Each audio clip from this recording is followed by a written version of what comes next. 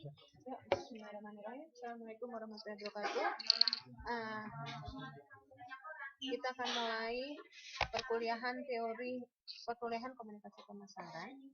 Di sini kita akan bahas teori sistem ya. Teori sistem di modul 2. Ya.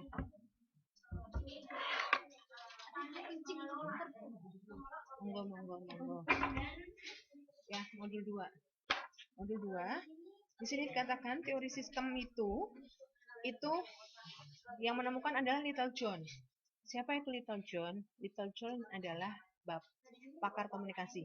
Ya, nanti di dalam penulisan banyak sekali teori-teori Little John yang akan kita pakai. Salah satunya adalah teori sistem. Ya, karena teori sistem adalah teori yang paling umum di komunikasi. Teori sistem ini ada teori cybernetics dan teori informasi. Nah, teori sistem ada teori cybernetics dan teori informasi. Teori sistem ini berkaitan dengan saling hubungan antara bagian-bagian di dalam organisasi, di mana teori cybernetics ini mengkaji mengenai kontrol dan regulasi dalam sistem. Jadi pengawasan dan pengaturan dalam sistem itu teori sibernetik, ya. Kemudian teori informasi itu fokus pada awalnya adalah pengukuran transmisi sinyal, ya. Teori-teori di dalam komunikasi tidak ada teori yang berdiri sendiri. Jadi mengambil dari teori-teori ilmu lain, misalnya ekonomi, terus cybernetics itu teori informasi, di mana mengambil dari teori komputer ya, seperti itu. Nah, kemudian bahwasanya setiap sistem itu ada 3 hal ya. Sistem itu ada 3 hal ya. Pertama adalah objek, kedua adalah properti atau atribut, dan lingkungan. Apa itu objek? Objek itu bagian dalam sistem.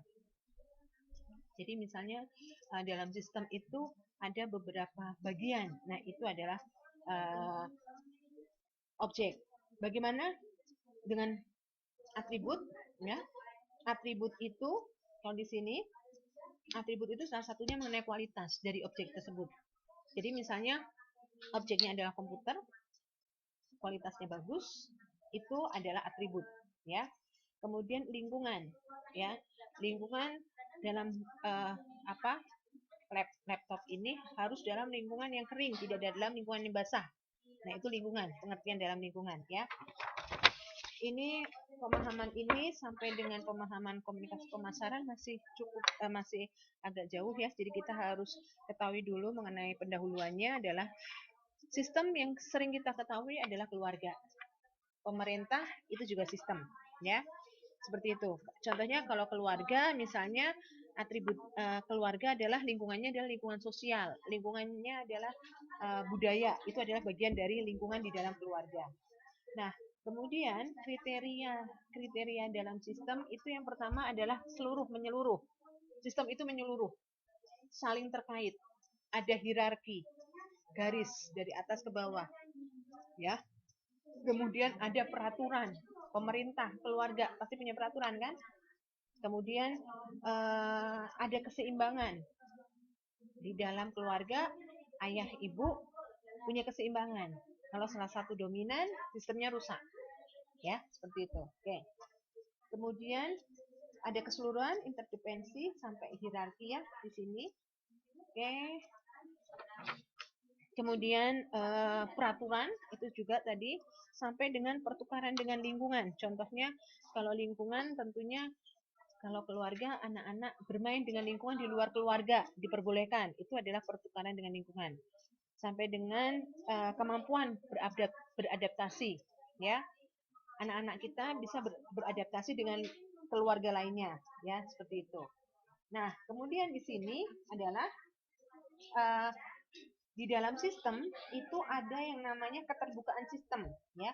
Keterbukaan sistem ini ada yang namanya entropi.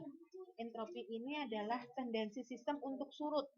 Jadi sistem yang menyurut, sistem yang kemudian tadi hampir ada kerusakan, itu namanya entropi, ya. Nah, kalau sistem itu tertutup, ya, itu cenderung bersifat entropi. Tapi kalau terbuka itu negentropik, ya.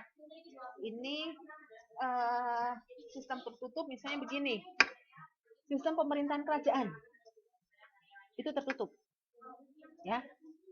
Kalau bukan keturunan aja nggak bisa kan menggantikan hierarkinya gitu ya. Kalau terbuka sistemnya sistem demokrasi itu terbuka, siapapun bisa mencalonkan sebagai presiden dengan persyaratan yang sudah ditetapkan oleh kebijakan. Oke. Kemudian umpan balik merupakan aspek yang penting dalam teori tadi, teori ini sibernetik, ya. Itu adalah umpan balik, ya. Halaman 215, ya. Oke. Nah, sekarang lihat di 217.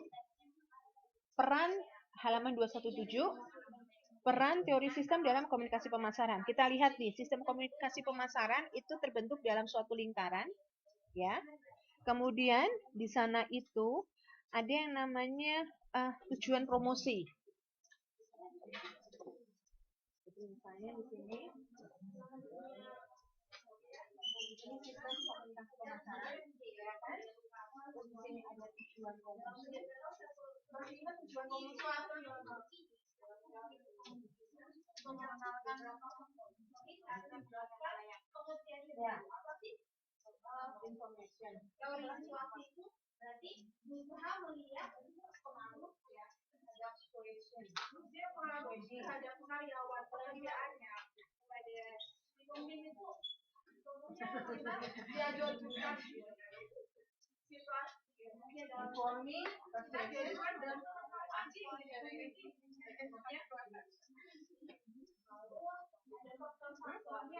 ya, yang pertama, nah, oke, terus di sini yang kedua mengusahakan perilaku teman. Ya, oke. Nah, di tujuan promosi itu kemudian ada positioning. Ya, ini masuk kita masuk ke sana kalau kita bahas yang layaknya siapa, targetnya siapa, kita bicara positioning. Ya. Kemudian ini teori itu ada 4 ya. Yang pertama ada kepemimpinan. Nah, ini di sini ada yang namanya ketika kita posisi ada model kita harus lihat budget atau anggaran atau budget sama ya. Ya. Nah, kemudian ini ada riset. Jadi ini selalu dibagi bukan searah. Setelah dia mau ini harus dia baca. Dia mau memposisikan produknya, dia harus lihat budget. Ya, seperti itu. Kemudian analisa faktor kunci. Yang kelima ada teori. Ketika kita mau melakukan kita harus lihat faktor kuncinya di apa. Yang pertama ada apakah faktor kuncinya di lingkungan, apa faktor kuncinya di media. Tidak hanya media, ada juga pesan. Ya, ini ada juga promosi. Nah, kemudian di sini masuk lagi di sana ini strategi komunikasi. Lihat ya, ini strategi komunikasi. Di mana di dalamnya ada penekanan, kemudian ya ada PR. Nah, strategi komunikasi ini sering kita kenal kemarin yang menjadi adalah bauran komunikasi pemasaran. Teori barunya adalah IMC. Integrated Marketing Komunikasi pemasaran terpadu. Ya. Nah, ini ada lingkaran-lingkaran kan? Di sini ada 7. Ya. Ada iklan, observation, personal selling, sales promotion, direct marketing. Satu lagi apa?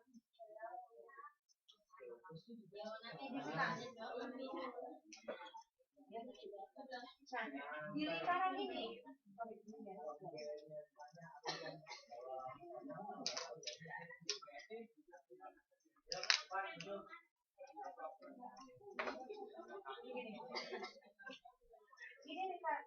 ini lingkaran besar itu adalah perusahaan. Ya. Kemudian ini subsistem dari komunikasi pemasaran. Ya. Terus di sini strategi. Ya, strategi komunikasi yang tadi nih. Oke. Nah, yang kecil itu functional. saya. Ya, pegang ini aja. Ya, ini kalau mau memahami komunikasi pemasaran, ini ya. Walaupun sebetulnya nanti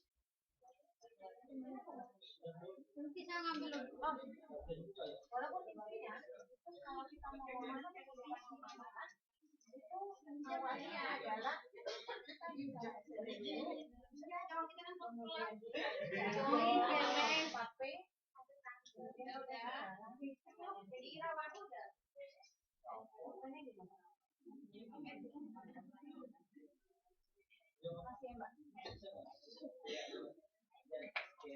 kalau kita bicara pemasaran, kita bicara dulu, kemudian turun, kita bicara pakai, ini itu, ya. Lalu kita bicara MCP, sebetulnya komunikasi pemasaran. Oke. Ya, kita lanjut. Nah, di sini dikatakan bahwa dua proporsi yang merupakan standar dari komunikasi relasional adalah sifat pesan yang mendua. Jadi, di dalam komunikasi pemasaran, itu kemarin sudah saya jelaskan mana yang masuk dalam komunikasi interpersonal, mana yang masuk di dalam komunikasi massa, mana yang masuk dalam komunikasi organisasi. Nah, di teori komunikasi pemasaran itu ada yang berhubungan dengan komunikasi interpersonal, yaitu komunikasi relasional. Pertama adalah karena setiap pertukaran interpersonal kan memuat dua pesan. Ketika saya berkomunikasi dengan Mbak juga berkomunikasi dengan saya. Two-way communication, ya, interaktif, ya. Itu yang dialami oleh personal selling, kegiatan personal selling, ya, seperti itu. Oke. Di situ ada pesan report dan ada pesan komen, ya. Pesan report itu adalah ketika saya menyampaikan, Mbak, ini tisu ini lembut. Ini ada isinya, melaporkan, Mbak, ini pesan report. Pesan komen itu kemudian Mbak bilang, ya. Pesan komen itu membuat pernyataan, tidak hanya dengan Mbak, ya, tidak hanya Mbak memberikan respon, tapi saya juga bilang, ini tisu ini lembut, jadi kalau dipakai di muka nggak apa-apa, nggak resiko. Itu namanya pesan komen. Ada pernyataan mengenai hubungan. Jadi ketika menjual, kita nggak cuma bilang, ini bagus, enggak. Tapi kita bilang, ini tisu ini bagus, karena apa? Selain lembut, dan bisa dipakai untuk kecantikan. Nah itu. Jadi ada pesan komen dan pesan report, ya, seperti itu. Oke. Kemudian keduanya ini saling melengkapi, komplementer, ya, saling melengkapi. Nah kemudian unit komunikasi yang paling dasar yang digunakan oleh Fisher itu juga pakar komunikasi, itu adanya interaksi. Kalau saya jualan ini, saya ngomong ke Mbak kan nggak cuma diem, pasti bertanya kan. Paling tidak Mbak nanya, bedanya sama pasio apa? Ternyata di sini adalah memang punya pasio, misalnya. Karena misalnya kayak saya nih, saya kan nggak ngerti ya, ada waktu milih itu kan tulisan, saya kan nggak lihat pasionya kan, saya lihat tulisan ininya doang kan. Bedanya sama pasio apa? Ya, itu yang namanya interaksi. Nah, jadi komunikasi pemasaran itu ada interaksi. Terus ternyata, lah itu kan pasionya Taiwan misalnya. Saya kan nggak ngerti kan, saya sebagai orang baru, konsumen baru di Taiwan, kan nggak paham kan. Nah, itu ada interaksi, ya. Nah, interaksi ini ada interaksi ganda, ya, 2 aksi, atau interaksi triple, 3 aksi. Interaksi ganda itu Mbak nanggapin, ya, kemudian saya nanggapin balik, ya. Interaksi triple itu adalah ketika misalnya ternyata saya sebagai produsen menawarkan, kemudian ada teman saya ikut nawarin, atau misalnya tidak teman saya, tiba-tiba Mbak Nana datang, terus dia ngomong, iya benar, itu tisu itu bagus kok, dia ngasih testimoni. Itu interaksi triple. Paham ya? Seperti itu. Oke. Memahami ini pelan-pelan nih. Harusnya memang ini harusnya yang nomor 1 yang tadi pagi. Soalnya habis makan siang ngantuk. Soalnya lagi mengalami komunikasi teori. Ya, ini soalnya teori ini ya. Oke. Kemudian kita sambil buka buku ya. Saya kalau nanti nggak paham nih, kita buka bareng-bareng. Oke. Nah, sekarang kita masuk pada teori organisasi simbolik. Teori organisasi simbolik 22. Teori organisasi simbolik di sini hal mendasar dari proses komunikasi adalah makna. Jadi ketika saya bilang, Mbak, tolong pahami yang mana, itu ada makna. Ya. Jadi makanya kenapa pemaknaan di laki-laki di perempuan beda kan? Gitu. Kita diam aja. Sebetulnya kalau menurut orang kita perempuan diam, terus kita dicari perhatian. Tapi tidak dimaknai oleh laki-laki. Nggak paham, kenapa? Dia laki-laki. Gitu kan? Laki misalnya bahwa ketika kita ngomong terus, dia hanya kita ditenangkan aja, gitu kan? Sebetulnya. Itu makna, gitu ya. Setiap proses komunikasi mau verbal maupun non-verbal itu ada maknanya, ya. Kemudian di sini kita melihat menggunakan tanda menciptakan pesan. Jadi misalnya katakan ini biasanya dilakukan oleh komunikasi non-verbal. Contoh misalnya ya, kalau kita lagi wawancara ya, itu kalau orang gini sambil gerak atau apa, berarti dia lagi nggak tenang jiwanya. Nah, ya kayak gitulah. Itu kan berarti ada pesan kemudian memberikan arti ya, sign di sana. Nah, kemudian komunikasi menjadi efektif kalau tanda itu dipahami. Baik saya misalnya ya, saya sebagai yang mewawancarai maupun Mbak yang sebagai komunikan kan, gitu kan. Nah, makanya di sini adalah berdasarkan pengalaman sama si pengirim dan penerima. Pengalaman saya orang kayak gini, ini sombong, ya. Tapi mungkin buat Mbak enggak. Nah, kayak gini lagi kedinginan, gitu. Lagi kedinginan, kayak gitu. Nah, dan soal ya seperti itu. Nah makanya pengalaman dalam komunikasi sejauh panjang itu.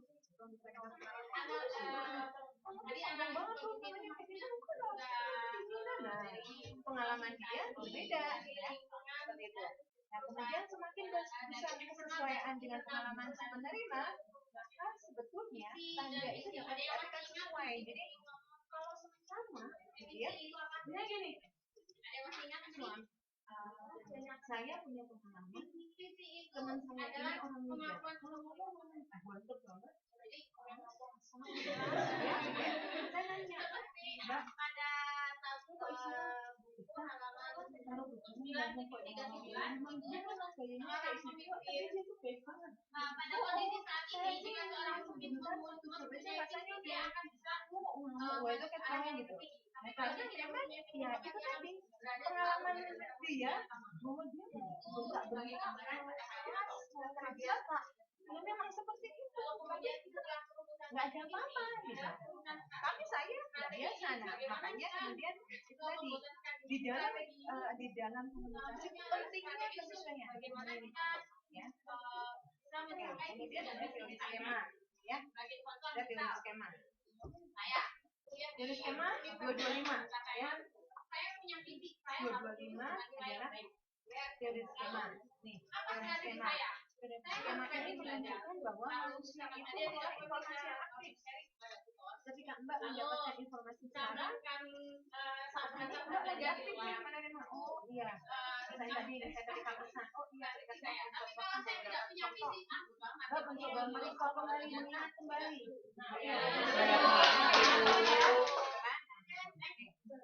Kemudian teori skema ini digunakan juga untuk secara kognisi, pikiran, pengetahuan ya. Oke. Terus kemudian di skema itu skema pribadi orang itu mengenai orang. Kemudian contohnya ini skema pribadi orang. Kita kenal Pak Karno. Ya. skema pribadi dia memang ada di dalam pidato, ya, public speaker hebat, bisa menggerakkan orang-orang hebat. Skema pribadi orang, misalnya Pak Habibie, kalau kita menyebut teknologi, orang ingatnya Pak Habibie, itu ada orang lain. Ketika kita nyebut lingkungan, kita bisa Pak Emil Salim. Nah, gitu. Itu skema pribadi orang. Oke. Kemudian skema pribadi sendiri adalah apa yang kita tentang diri sendiri. Itu skema pribadi sendiri. Ya, jadi saya ini adalah orang tertentu. Itu adalah skema pribadi sendiri. Ya. Kemudian skema jenis manusia. Dia orang yang semangat, dia orang yang terbuka. Itu adalah pribadi manusia. Kemudian skema jenis manusia. Skema terkait adalah hal-hal yang kita tanamkan. Ini orang Medan tuh kasar, padahal sebenarnya enggak kayak tadi. Itu adalah stereotype. Ya. Kemudian skema peran. Jadi misalnya contoh nih misalnya, dosen itu pasti punya sopan santun, tapi ternyata di satu sisi pas ada melihat dosennya ngomongnya kotor, itu langsung kemudian merusak itu dengan skema perang tadi. Ya. Kemudian skema tentang kejadian atau naskah. Jadi misalnya tentang perilaku pada jangka waktu tertentu, ya. Oke. Masuk di dalam teori atribusi. Nah, sebelum kita masuk pada teori atribusi 29, ya 29, saya akan jelaskan mengenai skema merek toko. Lihat tuh skema merek toko. Kategorinya adalah sepatu Nike. Kita lihat dulu lingkaran tengah sepatu Nike, ya. Sepatu Nike itu harganya di sini 200.000, harga lama banget ya. Sekarang nggak boleh ya, sekitar 500.000 ya, paling murah itu ya. Nah, yang mahal lebih banyak. Yang mahal lebih banyak lagi. Kemudian dia melihat di sini ada beras. Ya, ternyata bahwa di Nike itu terasa lembut di kaki. Kemudian sol itu juga terasa lembut di kaki. Ternyata sepatu Nike itu ada pesaing. Ada yang merek Lotto, ada yang merek Eagle, ya. Di sini ada adanya Eagle. Ini orang kuno ini. Karena Lotto dan Eagle itu merek lama. Lama banget. Oke.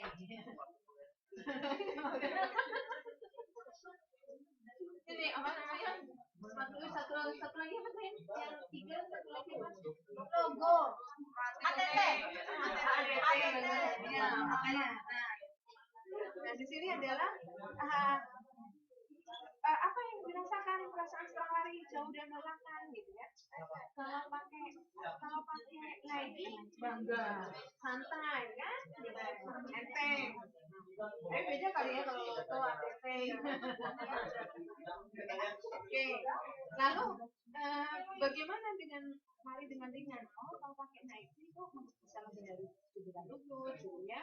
Kemudian dia mengikat otaknya kuat-kuat. Ini merek status. Di situ adalah cocok bersama jeans, gitu ya. Secara warna ini juga keren. Kemudian di sini simbolnya berupa centang, gitu ya. Cuman kasih centang aja mahal banget, gitu ya. Kaos belinya di mana? Tapi kalau jadi centang itu jadi mahal, gitu ya. Kemudian di sini tamu niaganya melayaninya dengan ramah, cantik, dan di sini di toko olahraga itu selalu ada, di sini kurang biasanya 1.500 meter ada diskon ya. Sana ini adalah skema merek kalau kita bicara Nike ya. Oke. Nah, bagaimana dengan teori atribusi? Teori atribusi itu proses mempersepsi sifat yang ada, ya, sifat yang ada dalam lingkungan, di mana proses atribusi ini adalah proses persepsi yang ditujukan kepada orang atau lingkungan. Misalnya begini, orang yang misalnya mohon maaf nih kalau yang satu orang itu kasar gitu ya, orang itu nakal. Ternyata kemarin saya melihat misalnya setelah bertahun dia yang melahirkan, dia kemudian yang ngambil bayi dari yang melahirkan itu langsung diambil gitu ketika keluar. Itu kan persepsi yang salah. Nah, itu adalah teori atribusi. Ya, walaupun kalau dalam Teori atribusi itu berkaitan dengan cara orang menyimpulkan penyebab. Kenapa? Kenapa orang menyimpulkan bahwa orang bertemu seperti itu? Karena selama ini mereka yang ada di pengguna beda besar, kemudian mencopet mereka malah yang itu banyak dakwaan gitu. Jadi sampai menyebabkan ke sana ya. Sehingga orang hanya fokus yang biasanya orang awam dalam kehidupan sehari-hari. Kita sebagai awam kan nggak mikirin jauh ya, nggak mikirin jauh bahwa orang tua itu punya anak, jadi mesti manggil istri yang melahirkan gitu ya, bukan dia lebih lembut gitu ya, lebih punya kasih sayang daripada enggak, kita nggak pernah tahu ya. Sehingga ada 3 asumsi dasar. Satu, menggunakan perilaku penyebab perilaku, yang kedua adalah faktor penyebab sistematis sampai kepada penyebab yang bukan, artinya punya dampak terhadap perasaan dan perilaku ya. Kemudian ada 4 kriteria. Di sini adalah ada diferensiasi, ada konsistensi dalam waktu. Jadi gini, di dalam teori perilaku atau teori atribusi ini ada diferensiasi. Jadi misalnya kalau ikan kemudian ada perubahan bentuk ikan, berarti kan ada diferensiasi nih. Tapi dia terus-terusan sama ya. Contohnya di sini adalah konsisten acaranya, ya berarti di sana ini ada teori atribusi. Ternyata bukan ada saja yang menyukai sinetron, ini ada sinetron gitu ya. Ternyata ada juga orang yang menyukai itu adalah teori atribusi. Jadi dia pertama ada dia tetap konsisten, kedua ada diferensiasi.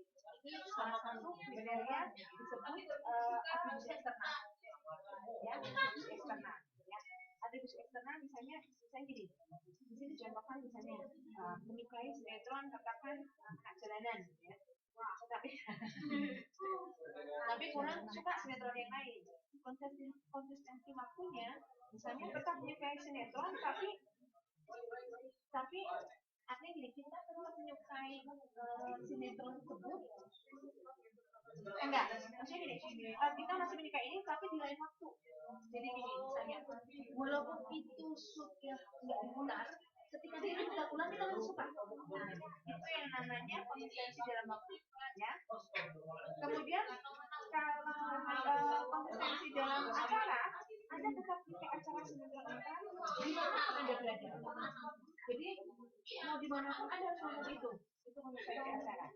Tetapi tidak hanya Anda yang suka, tapi orang lain pun suka. Nah, itu konsistensi di dalam teori atribusi itu. Jadi misalnya gini, contoh apa ya? Aku tetap senang produk ini, walaupun belum pakai.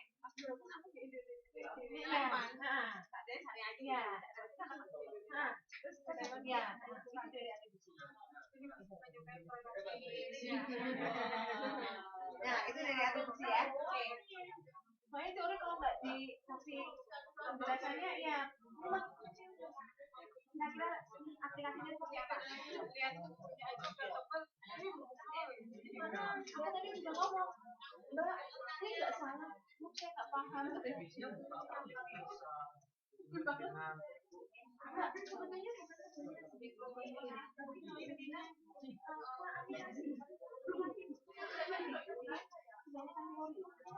ini tuh menurut saya ini cocoknya untuk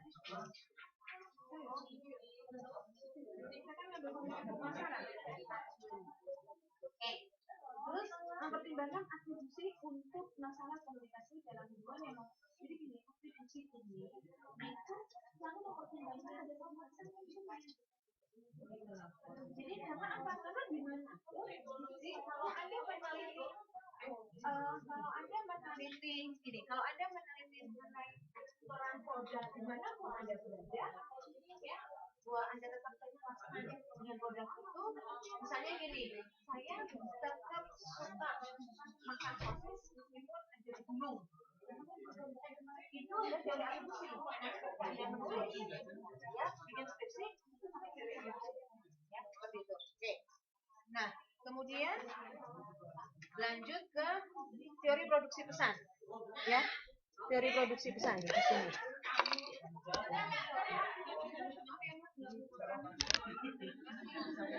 Ya.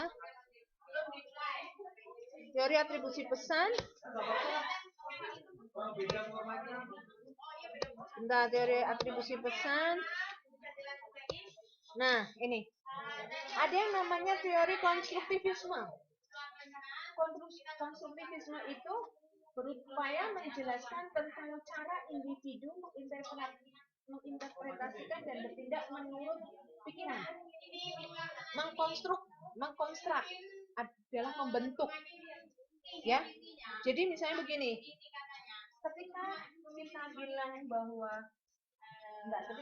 bilang bahwa produk ini enak, ya, kayak tadi Mbak bilang misalnya Sari Ayu, ya, cocok, ya, akhirnya lagi membentuk bahwa produk Indonesia itu cocok loh untuk fokusin, membentuk pikiran orang. Karena selama ini orang-orang yang hidup dengan fokus nggak cocok dengan hal-hal yang diciptakan di tropis. Nah, Mbak Nana tadi sedang membentuk pikiran Mbak Wahyu, bahwa nggak ada masalah pakai kosmetik yang buat tropis, bukan karena cinta Indonesia, bukan itunya. Tapi karena produknya itu tadi, ya. Oke. Nah, ini didasarkan pada pembentukan pribadi. Kenapa? Misalnya, contoh, ketika kita bilang bahwa, ya misalnya kayak gini nih, Anda kan walaupun sibuk kerja di sela-sela waktu, Anda masih menyempatkan diri untuk belajar. Lagi membentuk pribadi, menjadi pribadi yang senang belajar, suka tantangan, sedang membentuk konstruk ini tadi, karena menginterpretasi dan bertindak, ya, karena dasarnya ada teori ini, ya, pembentukan pribadi. Sehingga di sini dari sederhana menjadi rumit, kompleks. Ketika Anda suka tantangan, kan berarti nanti macam-macam tuh variabel yang menyertai, kan? Yang misalnya Anda berarti harus siap pertama diomeli majikan, gitu kan? Kemudian bisa jadi katakan bonus nggak diberikan, gitu. Misalnya, kan? Ya, itu kan jadi rumit, kan? Jadi kompleks, kan? Yang tadinya sederhana. Nah, jadi gini, keinginan Anda hanya untuk sekolah, kan ini sederhana, kan? Ingin sekolah, ingin masa depan lebih baik, tapi kemudian ke belakangnya menjadi rumit. Gitu. Nah, itu maksudnya, ya.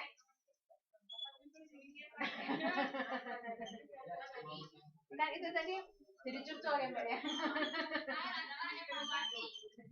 Ya, oke. Jadi teori konstruktivisme itu tadi itu, ya. Jadi dilakukan biasanya begini. Jadi realita tidak menggambarkan tentang diri sendiri dalam bentuk apa adanya, tetapi melalui cara individu. Jadi gini, menggambarkan Anda tidak melalui diri sendiri, tapi cara individu memandang. Ya, saya memandang Anda itu luar biasa. Nah, itu adalah teori konstruktivis. Ketika orang memandang Anda, itu adalah teori konstruktivis. Ketika Anda memandang orang lain, itu teori konstruktivis. Ya, itu aplikasi dari teori konstruktivis. Kemudian di sini menyatakan bahwa manusia dalam memahami pengalaman dilakukan melalui pengelompokan peristiwa menurut kesamaan. Ya, peristiwanya ada kesamaannya apa? Karena misalnya saya bisa mengkonstruktivis mbak-mbak yang ada di sini, teman-teman yang ada di sini, karena saya pernah ngalamin sambil bekerja, sambil sekolah. Nah, gitu, ya. Oke. Sehingga ada skema interpretif, gitu ya. Ada beberapa skema interpretif ini ketika mengikuti prinsip autogenetik, itu artinya bergerak dari yang sederhana menjadi umum, ya, atau kompleks. Nah, di sini dilakukan juga ada sejumlah pembentukan kognitif halaman 244 yang disebut dengan diferensiasi kognitif. Jadi, kalau selama ini kita menganggap bahwa individu yang cantik secara aktif itu dapat lebih banyak perbedaan, ya. dibandingkan yang kurang canggih. Jadi misalnya individu yang canggih ini adalah misalnya individu tidak harus yang pintar, tapi dia yang mau secara kognitif itu berubah, ya ini. Kemudian di sini adaptasi komunikasi seseorang terhadap orang lain itu mengacu kepada komunikasi berpusat pada orang. Jadi gini, ketika saya beradaptasi dengan Mbak berkomunikasi, ya saya harus berpusat pada Mbak. Saya harus lihat pengalaman Mbak, pengetahuan Mbak. Nah itu adalah berpusat pada orang. Ya. Halaman 245. 245, pengambilan perspektif. Ya. Oke. Masih banyak nih, saya harus kejar ya. Kayaknya nggak mungkin saya jelasin satu-satu. Oke. Kemudian di sini ada teori pembentukan tindakan. Ya. Teori pembentukan tindakan ini, individu menurut teori ini punya pengetahuan isi. Jadi kayak misalnya teman-teman ini di dalam otaknya sudah punya isi. Kemudian sudah ada pengetahuan. Paling tidak memahami, oh komunikasi ini kayak gini nih.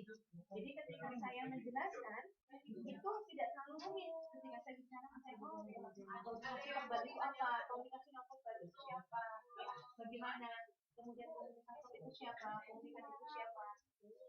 Sudah ada pengetahuan prosedural. Ya, itu namanya teori pembentukan tindakan. Ya, oke. Nah, level yang paling abstrak di dalam teori ini adalah representasi interaksional. Jadi saya berinteraksi, ini adalah level yang paling abstrak, ya, gitu. Sedangkan level selanjutnya adalah level ideasional, itu adalah untuk mencapai tujuan, ya.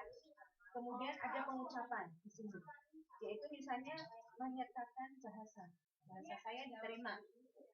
Kalau saya misalnya memakai bahasa yang tinggi tidak diterima oleh teman-teman, itu berarti representasi pengucapan saya tidak masuk ke sana, ya. Oke. 249. Wah, 1 jam lagi. So ini masih modul 2. Waduh, belum modul 3. Ini buat bantuan saya. Sekarang kita masuk dari pemrosesan pesan, ada model klasik persuasi. Apa itu model klasik persuasi? Model klasik persuasi itu bertujuan menjelaskan proses. Jadi menjelaskan proses melalui pengaruh sosial yang terjadi dalam konteks. Jadi gini, menjelaskan proses. Mbak, ketika berada di sini, kan itu ada yang namanya pengaruh sosial. Contohnya apa? Nah, contoh misalnya, kalau di sini,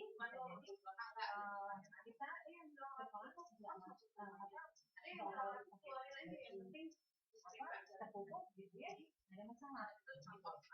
Akhirnya pengaruh sosial itu ada. Ketika Anda sudah masuk ke sana, Anda harus ada. Tapi di Indonesia ini ke bawah. Nah, ini masuk pada model klasik persuasi. Kemudian ini akan mempengaruhi persuasi Anda. Sehingga ketika masuk ke Indonesia, Anda persuasinya gagal. Karena pengaruh sosial yang ada di mana Anda tinggal masih terbawa. Nah, itu.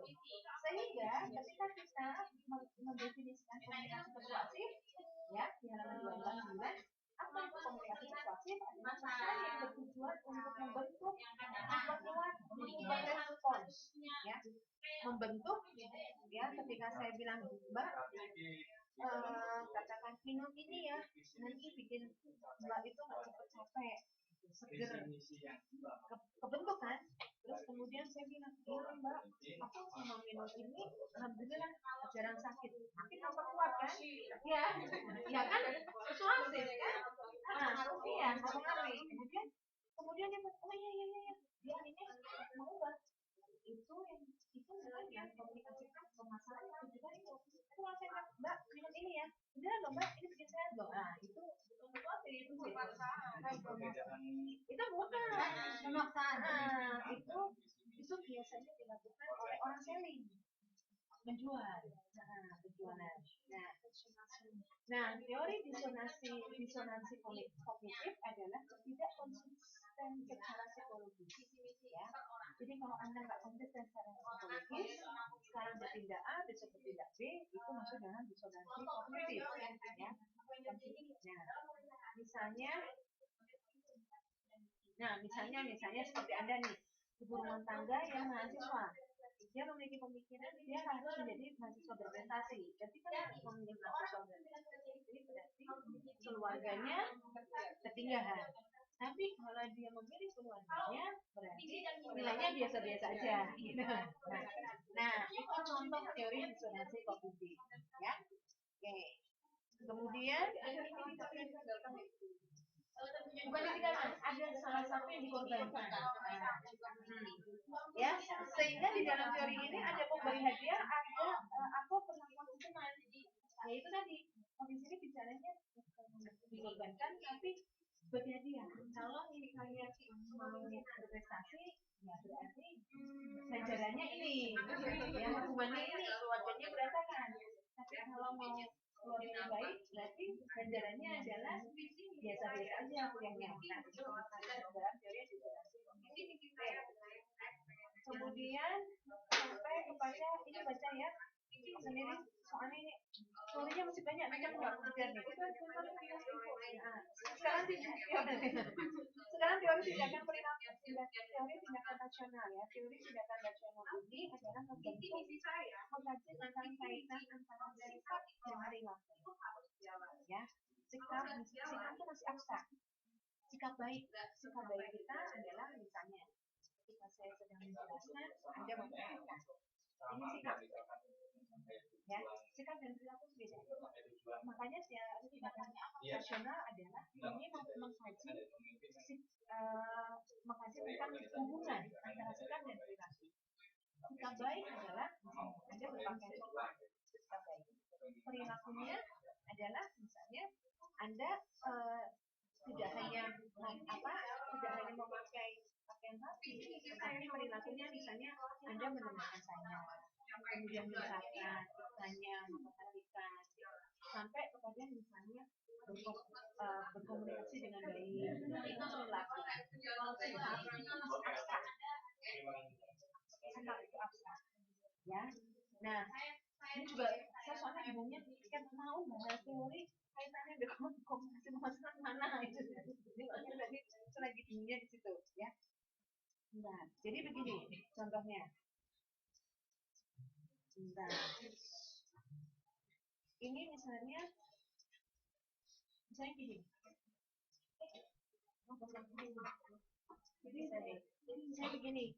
begini.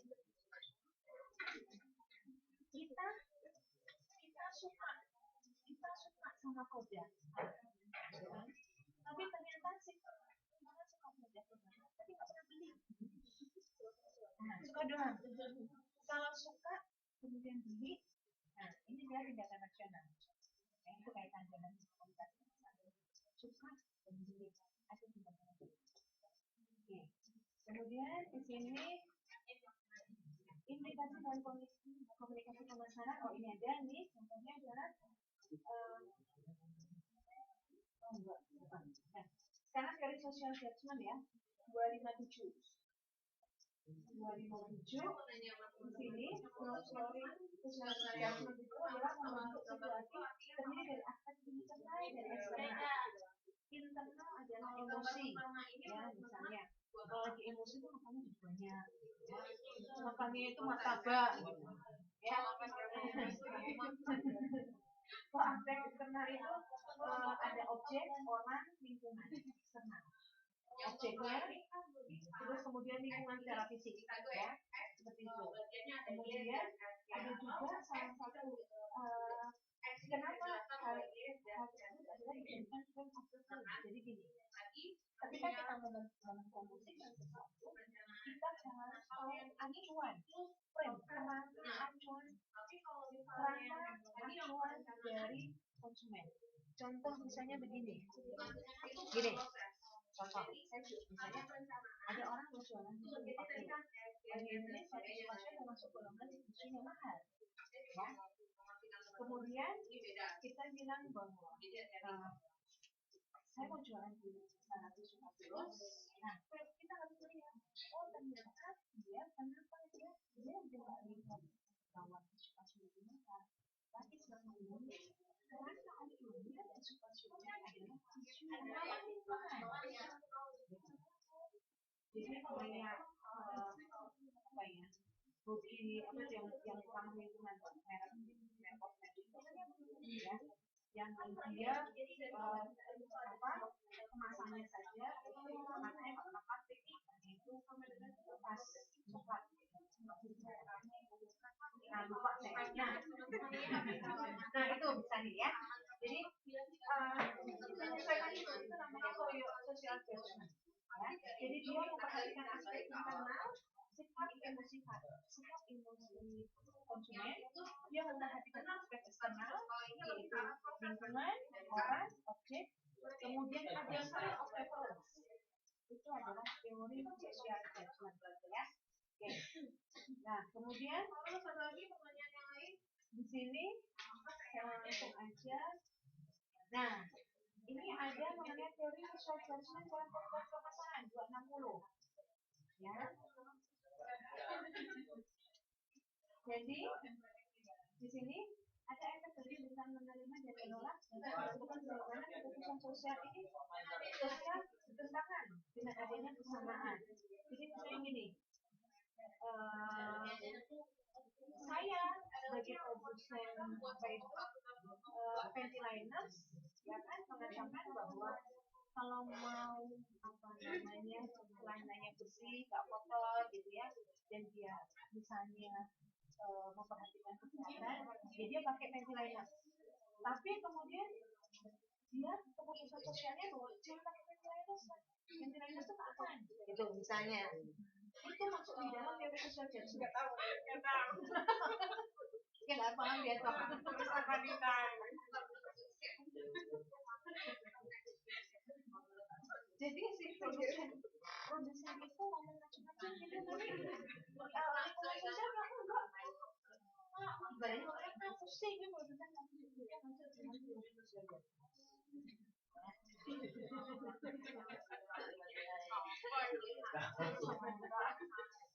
nah itu paling tidak harus sudah mulai dipikirkan dari sekarang. Kalau biasanya ada nanti menulis skripsi ini kira-kira pakai teori apa ya gitu. Jadi sebenarnya kalau saran saya ada di sana secara rutin ya Anda sudah ini pakai nih aku ingin nulis ini nih itu pakai teori ini cocok nih gitu. Kalau enggak nanti ketika nulis Anda bingung teorinya apa ya? Oh, sekali HP padahal gitu ya. Mendingan sekarang dicatat dulu. Oh, kayaknya ada kemarin beda namanya kontribusi. Coba ya. Kalau sama ini kayaknya enggak deh. Oh, pakai ini. Gitu. Jadi mulai kalau itu. Jadi cepat beresnya. Kalau nggak kayak gitu gimana? Ya, pikirkan mulai sekarang ya. Bukan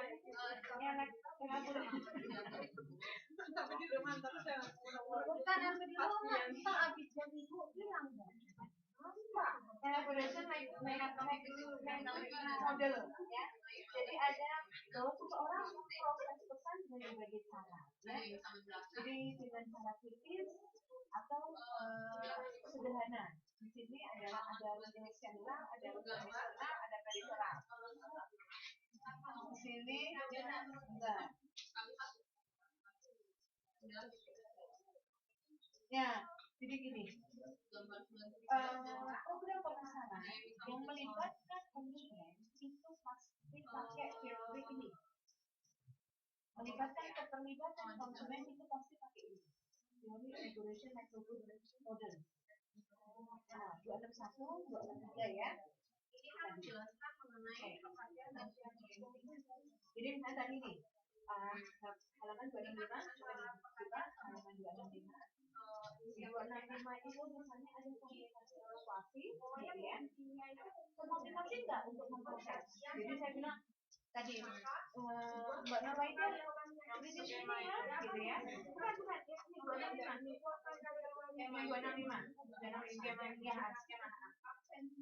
harus dia bilang, dia misalnya dia bilang, oh iya sesuai dengan kebutuhan, akhirnya ngomong saya dia tertarik, ya kan, dia tertarik, dia mengulang, oh iya aku pernah pakai tisu Paseo itu cocok gitu kan. Kemudian kalau iya terus saya mencontohkannya iya ya yang dia ke bawah ya, kemudian dia akan memproses kan dengan kognisi tadi kan, awalnya kemudian dia oh iya benar ya dia udah rasain, sampai kemudian dia merasakan bahwa dia menguntungkan ya menguntungkan efek dominansi atau tidak, sampai kemudian dia mengambil sikap yang positif ya, kemudian dia bertahan untuk tetap beli ya, kalau tidak berarti balik lagi kan proses ya. Ini nanti kalau teori itu biasanya rasanya begitu ada materi khusus 3 SKS ada yang saya kok dimasukkan ke sini aku agak nggak mungkin. Nah, kemudian teori inokulasi adalah bagaimana imunitas atau kekebalan tubuh ya terhadap perubahan. Jadi gini, ada beberapa orang yang mengubah kehidupan apapun dia bertahan, ya dia bertahan tidak mengikuti tren. Ada kan orang kayak gitu? Nah, ada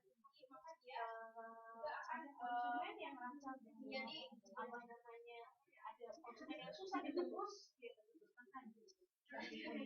Ada perubahan, dia coba ikut masuk di dalam teori inokulasi ya, 267 ya. Inokulasi kebanyakan menggunakan paham kebenaran ilmuwan. Jadi misalnya gini, ya itu tadi yang soal tadi di masyarakat apa namanya kebiasaan, masih tuh masih berjalan kan, banyak orang, banyak rezeki. Nah, itu masuk teori inokulasi ya. Kemudian masuk di dalam teori integrasi problematik ya, 269 ya. Ya, apa namanya, saya terangkan yang penting dengan saya soalnya belum komunikasi masalahnya belum masuk nih. Nggak tahu yang penting yang mana.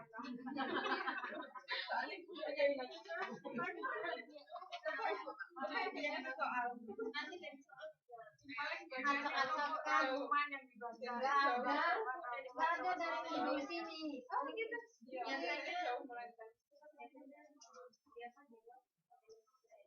Ya kebanyakan kita mah di sini aku mah enggak main jarang main teknik makanya kemarin itu saya berikan dari buku lain, saya kan pakainya kayak buku yang itu belum aku email ya, lupa saya kan saya email ke siapa email itu loh biar kita bisa paham benar kan melenceng juga kalau di sini juga menerangkan nggak ada itu linknya nggak linknya biar kita itu oh ya oke nyari di sini nggak apa nanti yang buat apa yang bacanya oke. Kemudian teori integrasi problematik ya, teori integrasi problematik ini adalah pertimbangannya kejadian dan isu ya. Jadi misalnya ada satu kejadian dan isu yang menyebabkan produsen itu memproduksi barang. Nah itu adalah integrasi problematik. Jadi kalau misalnya sebuah produk diciptakan karena ada kejadian dan isu, ini contoh nih, kita barusan lihat tadi pagi mau berangkat ke sini, itu sakit banget, ada celana khusus wanita habis melahirkan. Jadi celananya itu nggak kayak celana dalam itu, tapi itu dibolong itu. Oh iya ya. Kamu udah lagi. Ini ibu-ibu ada sini.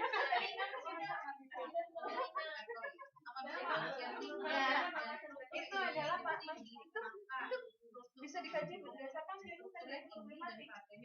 Ya kan? Ada masalah, ada kejadian, kemudian integrasinya apa? Solusi dari masalah tadi.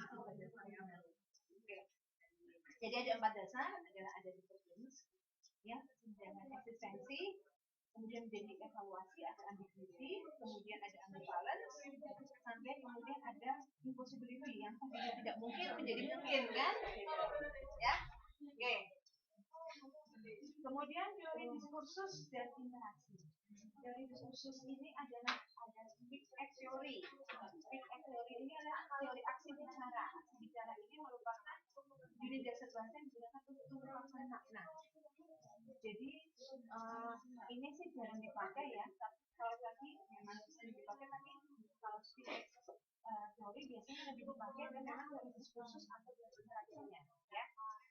Ini menekankan pada aksi sebagai suatu keseluruhan. Jadi meminta konsumen itu untuk aksi. Aksinya apa? Beli. Itu nggak usah banyak mikir, wes kamu beli. Sehingga ini memang kita harus banyak interaksi supaya pesannya tidak memaksa. Gimana orang mau beli kalau nggak ada interaksi? Misalnya saya contoh adalah produk MLM. Itu interaksinya kan kita terus kita udah beli, kalau dia nggak gangguin kita lagi. Nah itu adalah bagian dari teori interaksi. Coba kalau orang nawarin sampai goal ini, udah goal dia mau nggak bisa dihubungi lagi, ya.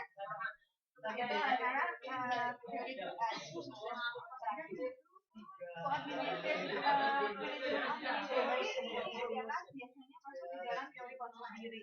Di sini adalah pemaknaan diciptakan dan dikelola dalam media sosial. Jadi di sini bahwa kita hidup pasti berkomunikasi. Kita tidak bisa hidup tanpa berkomunikasi. Ya. Jadi dia mengomunikasi pada hubungan antara individu dengan lingkungannya. Jadi kalau misalnya bahwa kita konsumen itu membeli produk karena lingkungan, kita masuk dalam teori lingkungan. Jadi bahwa saya itu bahwa ini produk saya itu senang sama orang yang putih. Nah juga gitu kan, ini bikin putih, ini bikin keras segala macam.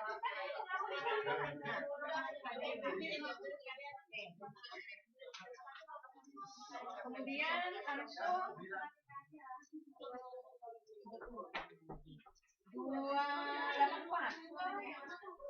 284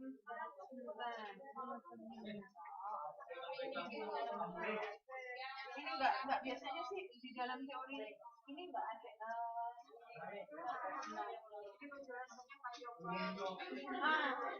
orang itu berperilaku menurut norma. Jadi misalnya begini,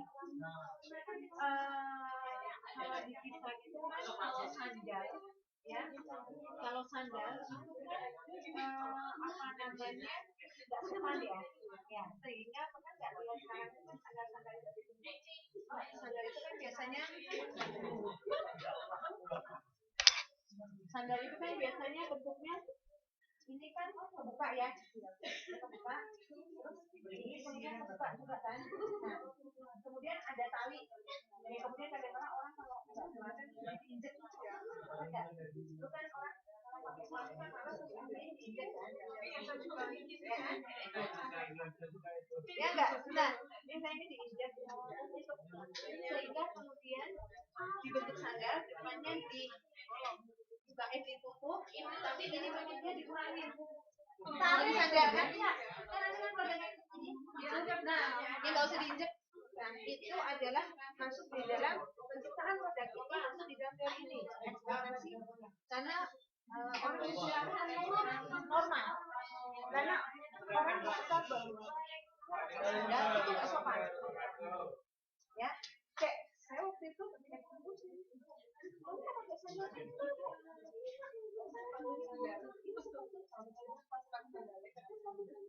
Bentuknya ya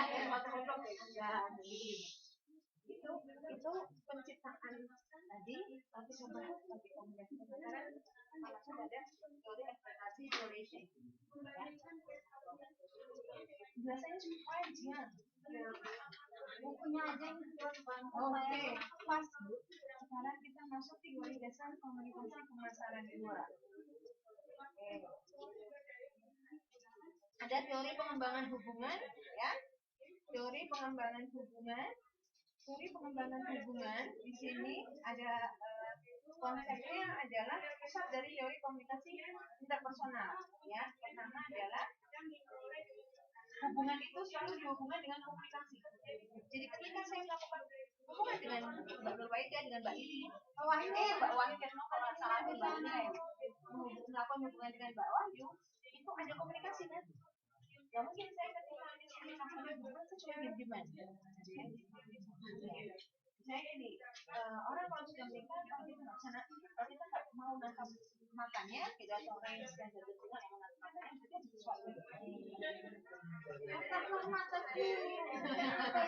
Nah itu berarti ada ya hubungan komunikasi. Kemudian sifat dari hubungan itu terjadi ya didefinisikan komunikasi antar anggota ya. Kemudian hubungan ini biasanya lebih intensif. Hubungan itu biasanya lebih kepada apa ya? Tidak digembar-gemborkan ya. Kemudian yang keempat, hubungan itu berkembang sepanjang waktu. Jadi melalui proses negosiasi ya.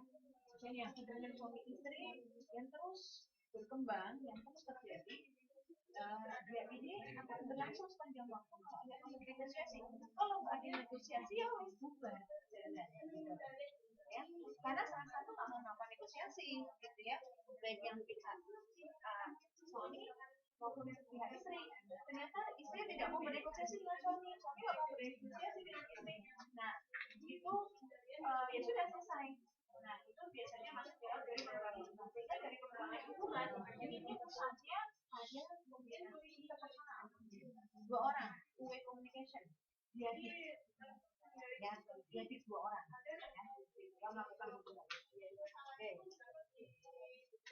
Sehingga di dalam perkembangan relasional halaman 38 ya, di sana itu ada 4 tahap. Yang pertama tahap orientasi ya. Ketika kita mengenalkan satu produk itu biasanya ada masa orientasi, mengenalkan pengenalan ya. Nah ini biasanya dilakukan dengan pembuatan sampel. Sampel itu masuk di dalam orientasi. Ada misalnya enak tadi permennya beri gratis. Itu adalah masuk dalam masa orientasi buat konsumen ya. Satu time. Kemudian ya perkenalan. Tahap kedua yakni tahap pertukaran atraksi eksplorasi. Jadi sudah merasakan kan senang tuh kan? Wah enak nih ternyata. Terus mengeksplorasi ini kira-kira modalnya apa aja nih? Selain misalnya serangan sakit ada rasa apa nih? Nah, ada eksplorasi sampai kemudian ketiga adalah pemusatan pada perasaan evaluasi. Jadi perasaan yang lebih mendalam tidak hanya senang ya sudah merasakan makan, tapi ternyata kemudian kita kamu tadi makan apa? Tanya oke, kemudian ini misalnya habis dari makan enak apa ini enak nih. Nah, itu masuk di dalam tahap masuk di dalam tahap apa namanya tadi ya tahap perkembangan relasional. Tahap terakhir adalah stabil ya perkembangan yang stabil jadi memperlihatkan bahwa kita sudah sangat intim. Jadi udah ibaratnya kalau di dalam produk kemanapun ada bawahnya permen rasa. Nah, itu aja ya. Nah, kemudian dua konklusinya ya dalam teori penetrasi sosial ini itu ada yang namanya rewards, imbalan dan pengorbanan. Jadi ketika kita membangun hubungan tentunya ada pengorbanan ya, pengorbanan memperhatikan, perhatian itu pengorbanan ya, gitu ya. Jadi kita itu tadinya cuma memperhatikan diri sendiri harus mengorbankan orang lain, gitu ya. Gitu. Kemudian ada imbalan ya, imbalannya adalah misalnya kita juga diperhatikan pula, gitu ya, kita sakit, kita mau diantarin dan sebagainya, ya itu ada teori sosial ya. Kemudian hubungan dengan menggali lebih banyak lagi pengalaman. Jadi apa nih yang kemudian hal-hal yang tadi rewards dan pengorbanan kemudian menjadi Jadi ternyata konflik pengorbanan itu membuahkan hasil. Kemudian dengan bangun malam nyediain kopi, teh, gitu kan. Kemudian memberikan imbalan berupa melayani dengan baik. Itu membuahkan konflik. Itu bagian dari teori pendekatan sistem. Ya, 39. Kita masuk ke 310. Di dalam 310 itu adalah teori reduksi ketidakpastian. Teori ini berhubungan dengan individu memantau lingkungan sosial. Jadi, saat ini yang lagi disenengin ini teknologi misalnya katakan ketika Anda mau beli teknologi ya, bilang gini, apa ya?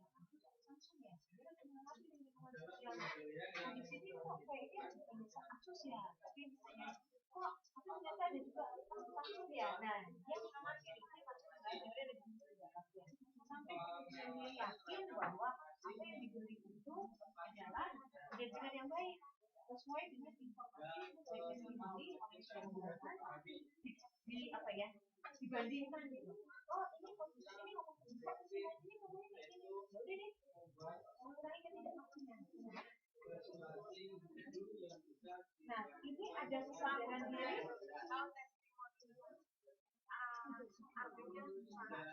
testimoni itu adalah memberi kesaksian.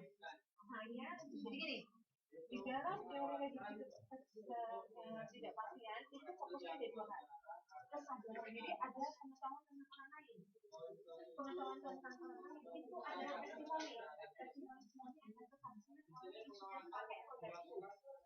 Jadi begini, anak saya bingung nih mau beli Asus, dia ada kesadaran diri bahwa hubungannya baik, walaupun memang sebenarnya yang paling baik menurut dia sadar diri bahwa kalau sesuai dengan budgetnya Asus karena Samsung ini masih mahal dengan spek yang sama gitu kan.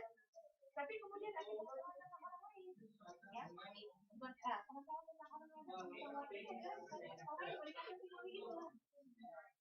Nah itu kemudian dia akhirnya nih dia berapa tidak pasti ya soalnya memberikan testimoni kita Asus ya budgetnya juga segini kemudian nah itu adalah teori reduksi ketidakpastian. Jadi teori ini adalah mencoba menerangkan dan meramalkan hal apa saja yang akan terjadi dalam proses awal komunikasi antar pribadi. Jadi misalnya gini, saya komunikasi sama Mbak, saya mau makan, kayaknya aku kalau komunikasi sama ini kayaknya bakal nyambung deh gitu misalnya. Ya, soalnya apa? Setiap ngobrol sama ini kok nggak nyambung ya? Ngobrol ini kesana ya? Nah ini adalah teori reduksi ketidakpastian, mencoba menerangkan dan meramalkan kondisi maksud awal komunikasi antar pribadi, ya seperti itu. Oke. Asumsi pokok teori ini adalah ketika orang yang tidak saling mengenal berkomunikasi, kemudian mereka mengurangi ketidakpastian, ya mengurangi ketidakpastian satu sama lain. Kemudian tiga tahapan komunikasi yang terjadi di antara orang tersebut adalah tahap introduce phase, kemudian tahap personal phase, sampai kemudian tahap ketiga itu exit. Jadi yang pertama ada kita masuk dulu kenal, ya pengenalan, ya itu sama ya prosesnya kita bisa kenalan dulu, ya langsung pada kemudian yang kedua adalah personal phase, itu fokus-fokusnya bisa komunikasi menjelaskan ke konsumen.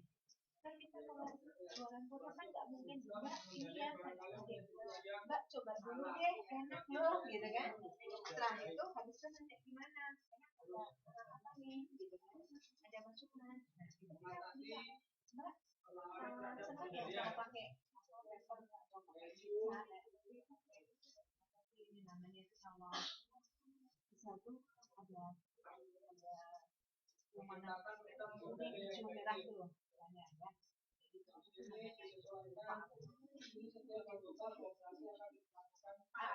Makanan. Nah, aku contohin aja nih kemarin.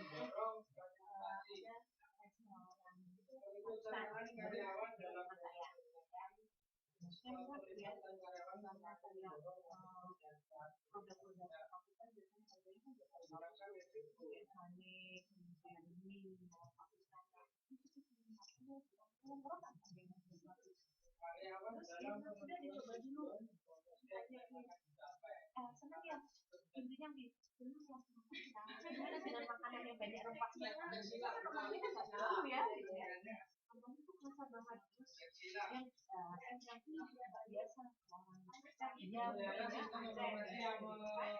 terus dia nanya lagi kira-kira biasanya kalau kayak gimana dia seperti ini nah itu masuk di dalam sifat personal biasanya berempat dia sebut kayak gitu baru kemudian pada mengatakan tentang kaget itu dia sudah menolak ada dua pilihan ada yang berempat banget ada yang nggak banyak kalau misalnya permintaan kemudian baru dia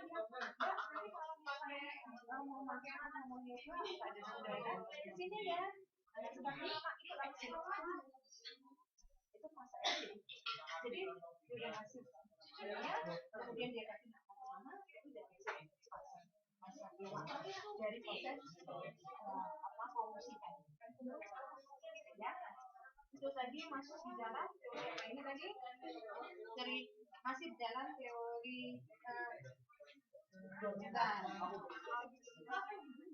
rasional ya teori reduksi ketidakpastian masih masuk dalam teori ketidakpastian oke kemudian kita masuk pada teori hubungan berkelanjutan ya teori hubungan berkelanjutan ini adalah sistem relasional jadi misalnya sistem tadi adalah contohnya keluarga pemerintah kemudian saling berhubungan ya jadi keluarga yang kemudian ketika hubungannya sudah tidak ada kemudian halaman 36 jadi misalnya ketika dalam satu sistem keluarga semuanya masih berhubungan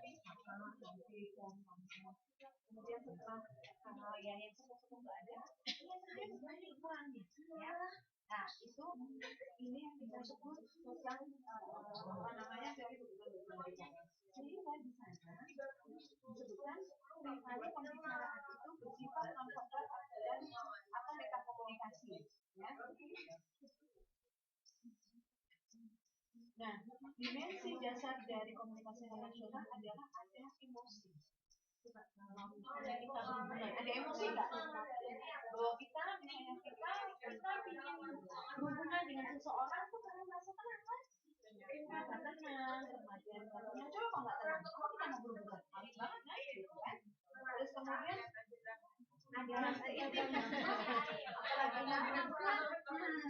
ada kemiripan entah itu hobi entah itu sifat atau misalnya ada kedekatan baik kedekatan keluarga maupun kedekatan sesama nasib gitu ya misalnya kita sama di sini merasa jauh dari keluarga ya walaupun kemarin saya sempat ketemu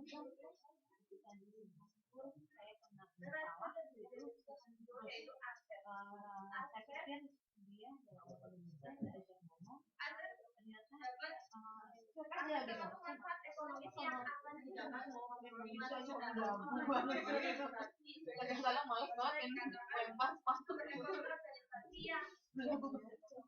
saya lupa gitu ya soalnya ya pada saya keluar harus itu lagi waktunya nggak mungkin lagunya ampun gitu ya nah itu kadang-kadang menyebalkan gitu yang mungkin karena ada kedekatan ini biasanya karena berbagai macam hal kemudian ada dominasi dan kepatuhan ya dalam sistem di sini adalah katakan begini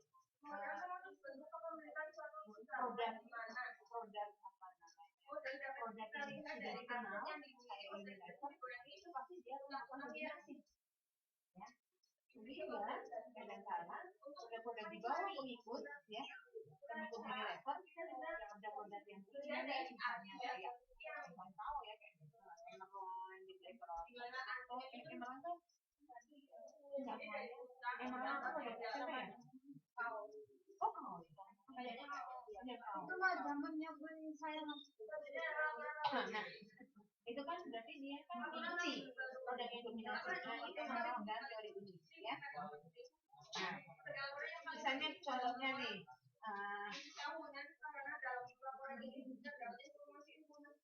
misalnya contohnya dosen mungkin mengkomunikasikan formalitas di dimensi 1, kemudian ada jarak dari mahasiswa ada dimensi 2, kemudian netral ada mahasiswa pada individu itu dimensi 4. Jadi gini, formalitas ada formalitas kan tadi pasangan emosional dimensi 1, jarak dari mahasiswa ya kan ada dimensi 2 karena dia merasa aku mahasiswa ya sama dosen, jadi ada menjaga jarak.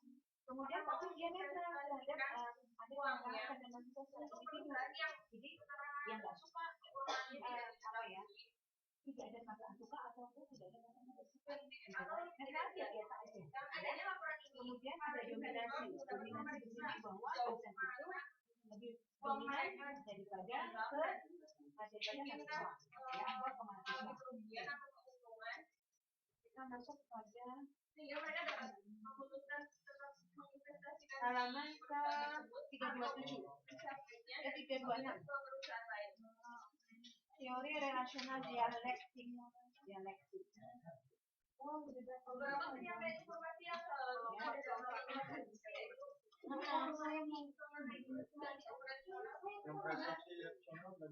mana 323. Oh iya maaf. Persepsi rasional adalah hubungan yang pada dasarnya dipandang sebagai masalah persepsi. Jadi misalnya pemahaman itu dari jadi misalnya kan kalau di kita itu sudah diruntuh seperti yang dalam monitoring waktu yang aku ya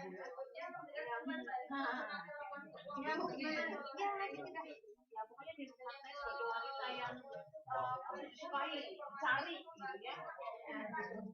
Nah padahal itu hanya masalah persepsi gitu ya. Nah di sini kenapa? Karena yang berdasarkan pengalaman atau pengalaman dari perasaan bahwa orang-orang kita merasa bahwa ya kemudian putri kemudian tampangnya Indo itu kepake untuk hiburan kan ada sekarang di sana ya dari pekerjaan ya walaupun yang satu sih nggak putih ya padahal yang satu nggak putih ya tapi gimana yang gitu biasanya yang teori relasional dialektik adalah definisinya itu bagian pertentangan yang dinamis ya jadi ada saling mempengaruhi secara terus ya jadi gini jadi ada bagian yang terus menerus mempengaruhi antara kontroversi atau penentang. Jadi misalnya apa ya kontroversi dan contohnya adalah kopi luwak termakan hal yang kontroversi. Orang yang menganggap bahwa orang datang haram ya gitu kan. Terus kemudian tapi banyak ini kontroversi dan kecenderungan tertentang gitu loh. Nah ini masuk ke sana. Jadi sosial itu hasil dari ketentangan yang sudah begitu tadi ya. Sehingga perlu ada dialog antara orang yang tadi menghadapi kontroversi dengan orang yang bertentangan tadi. Kalau diserangin dalam 2S ya dalam 2S jadi 2SS dijadiin dalam ini satu semester sendiri harusnya teori ini. Kemudian fungsinya di dalam ini media massa ini adalah industri yang berkaitan. Kemudian yang kedua adalah media massa adalah sumber kekuatan. Yang kedua, kemudian kekuatan dan yang selanjutnya adalah media massa itu sampai kepada media massa itu ada budaya, media massa juga menjadi sumber yang sampai media massa berperan aktif jadi penyalur informasi. Kita kan tahu apa dari media massa kan? Jarang ya kita nggak tahu dari media massa. Sampai kemudian digunakan sebagai saluran ya. Saluran. Bagaimana teori peluru? Teori peluru. Nah ini teori komunikasi. Jadi iklan itu dianggap itu sebagai peluru. Jadi iklan-iklan yang di media massa itu dianggap membombardir kita. Pokoknya kamu beli ini udah produknya loh, harus produksi. Itu adalah teori peluru. Ya. Kamu harus bikin media massa. Nah, media massa, gitu ya. Kemudian ada teori apa? Atau disebut pula dengan teori atau ada juga teori teori. Jadi apa namanya? Konsumen itu dianggap ibarat jarum yang ditusukkan terus ke kita. Gitu loh. Sedikit-sedikit kan. Hari ini kita lihat nih iklan, besok lihat lagi. Bahkan hari ini lihatnya dari pagi sampai sore. Ya. Kalau terus-terusan misalnya kita apa itu jarum, aku juga kan. Karena hari ini kita jelas gitu.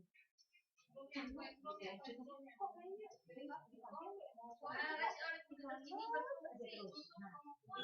kita ditembak terus teori apa teori jarum hipodemik. Oke.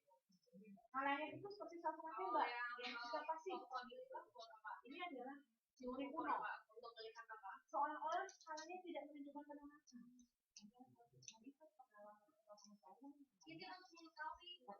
Halnya tidak melakukan penolakan. Halnya yang tidak memenuhi termasuk halnya yang salah satunya dengan menolak. Itu dia tidak setuju, tidak suka dengan produknya, namanya duit. Ya, atau dia punya duit, ya belinya jualnya justru yang lebih mahal, gitu ya.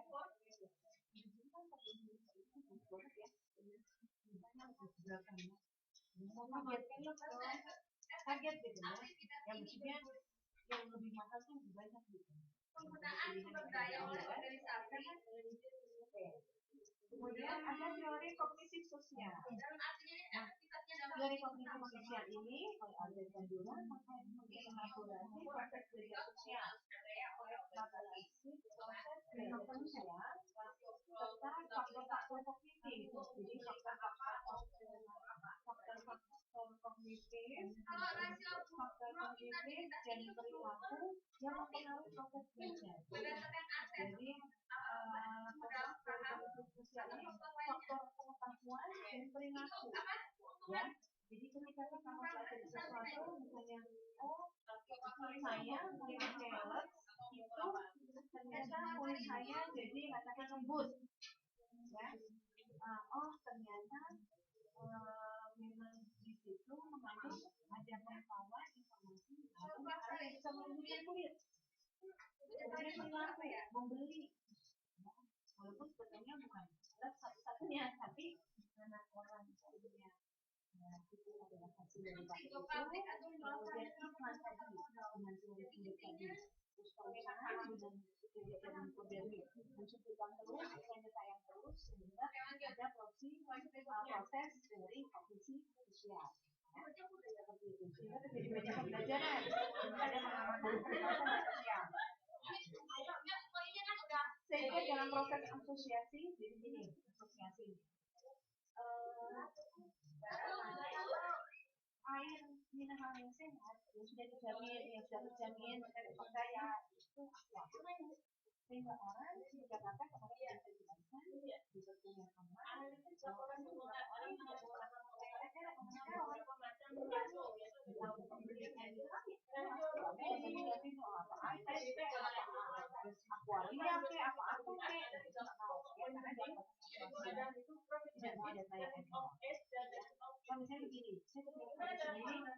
sudah nggak ada gitu kan.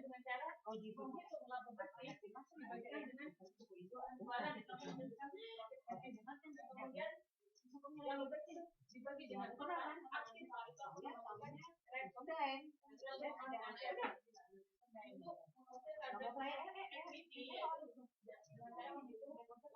Gitu ya, mau gitu ya.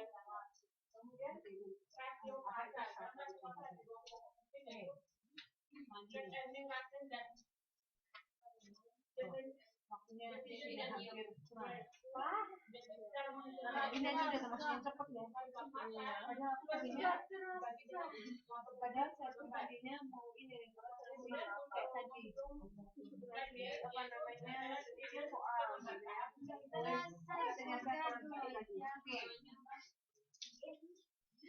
sehingga di dalam teori kognisi sosial itu ada yang namanya tingkah laku meniru, efek modeling ya. Kemudian ada efek menghambat, sampai kemudian ada efek kemudahan. Jadi nih, kita tinggal memodel apa yang sudah saya nih.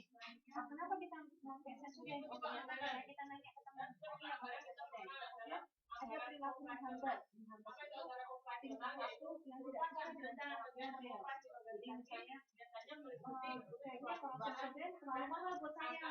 Ya, lebih mahal tuh ya di Indonesia sensoren lebih mahal ya. Ya, termasuknya mahal ya. Saya ya udah deh, akhirnya belinya Colgate gitu. Kalau saya nggak tahu Colgate, karena zaman saya pernah nemuin Colgate di Indonesia. Nah itu. Terus kemudian setelah itu ada proses namanya kemudahan, ternyata udah nih semuanya Colgate ya. Udah hanya di eksternal dan hanya kemudian family nggak ada gitu ya. Nah kita masuk pada teori use and verification. Use and verification ini itu adalah beberapa aplikasi untuk menggunakan efek media massa pada populasi. Ternyata efek media massa itu tidak hanya dari media massanya, tapi juga interaksi dengan media massa. Kalau dia nggak puas, ya nggak bisa ketemu.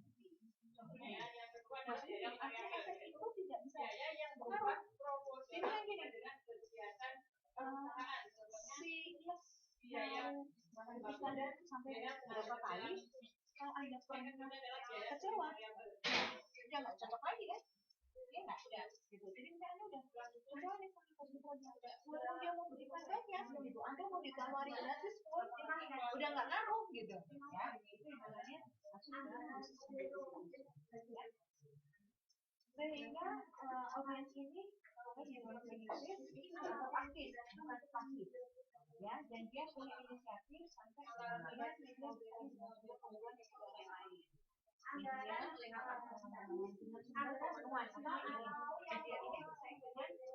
ini yang memenuhi kebutuhan manusia itu tidak hanya media, informasi. Misalnya Mbak Yuni ya, Mbak Yuni ini mendapatkan informasi itu tidak hanya melalui media, tapi mendapatkan informasi dari penjelasan teman, penjelasan dari misalnya apa namanya penjual lain, SPG. Nah, jadi konsumen mendapatkan informasi tidak hanya melalui media. Kemudian ada teori media sistem dependensi. Jadi media sistem dependensi ini bahwa kita memiliki hubungan yang saling bergantian. Jadi ya seperti ya di skema 3 halaman 349 dan mana data yang tidak ditemukan. Yang ketiga adalah mengalokasikan sumber daya berdasarkan ranking manfaat yang kita lakukan di poin kedua.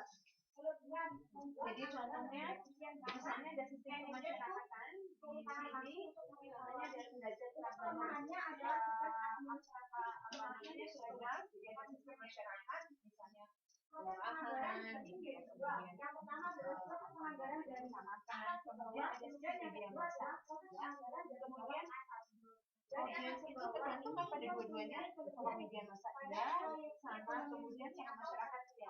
Kemudian di situ audiens ini memiliki konsekuensi perusahaan dan yang keempat terhadap pengaruh atau konsekuensi terhadap kognisi afektif dan perilaku. Sini.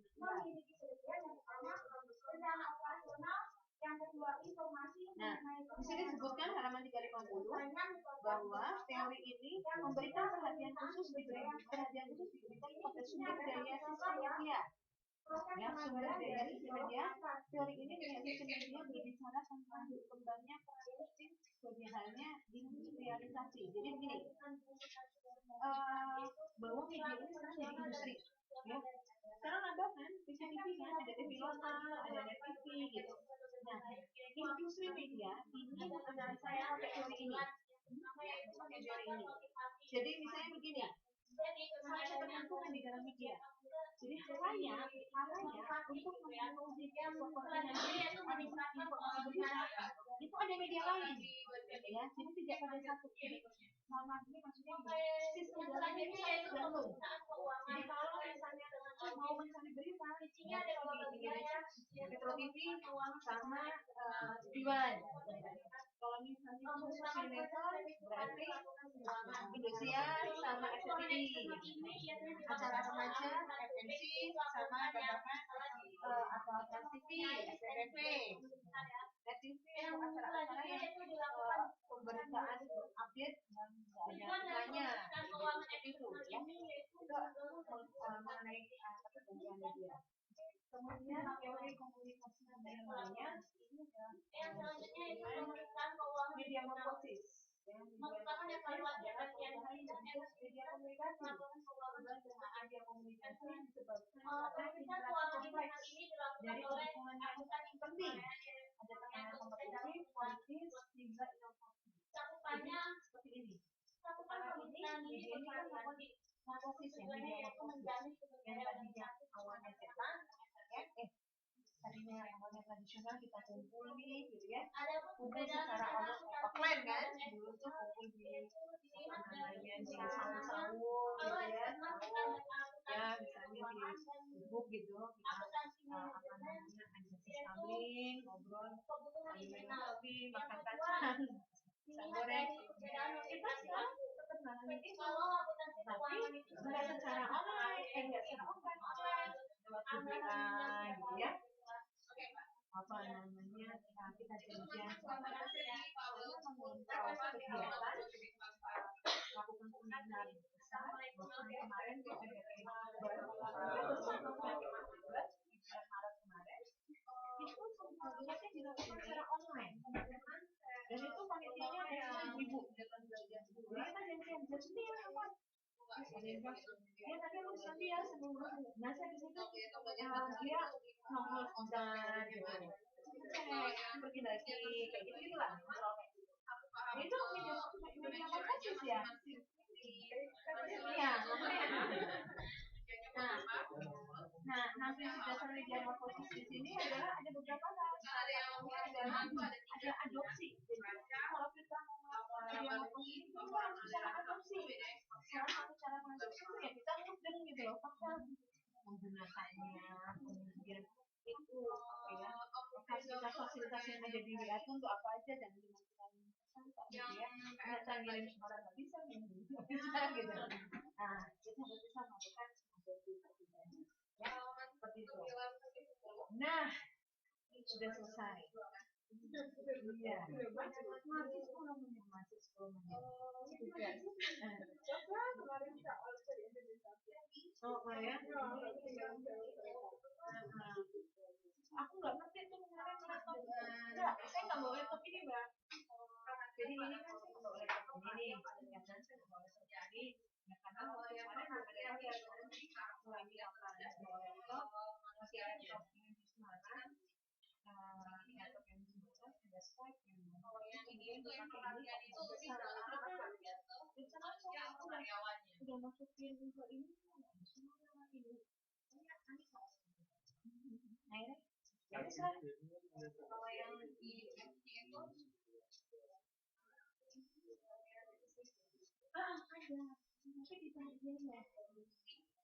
belum ya udah bisa gitu Bu, kita berarti makan lokal biasanya mau yang di mana itu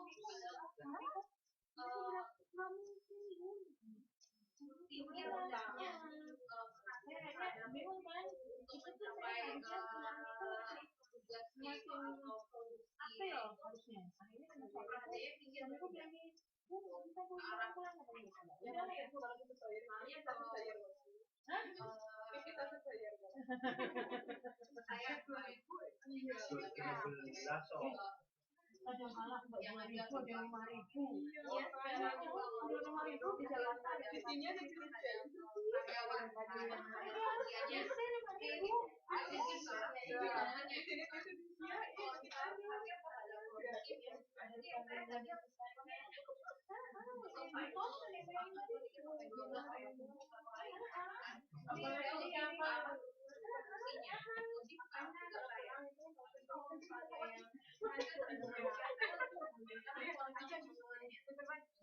tapi mau bener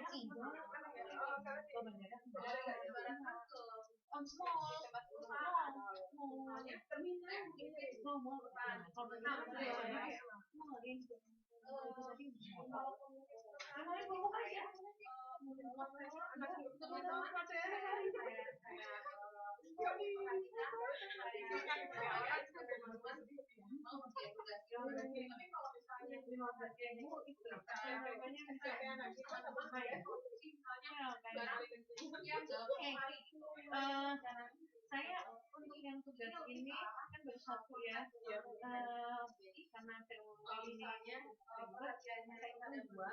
Jadi tadi kan ada beberapa tugas ya, berikan aja contoh. Ini dari beberapa ini berikan contoh. Nanti saya hitung ada 2 tugas. Berarti tadi yang bikin tugas yang dua ini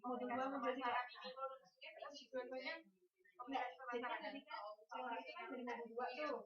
Sampai modul 3 kan teori tok tuh. Iya. Masing-masing teori itu dikasih contoh. Modul 2 sampai modul 3. Masing-masing teori kan tadi banyak banget tuh teorinya tuh. Saya hitung 3 deh, enggak apa-apa lah. Saya hitung 2 tugas ini kan udah ada 3 tugas ya. Kan satu kan kemarin. Oh ya kemarin. Ini kan teori. Dua. Gak usah dijelasin teorinya ya, langsung contohnya aja. YouTube-nya ya, di video sih. Nggak tahu. Mudah-mudahan denger sih. Udah 100 sih. Ininya kalau nggak nanti saya ini lagi lah. Saya saya rekam lagi. Kalau misalnya nggak kedengaran. Gimana? Oh ya. Ingetin ya, Mbak.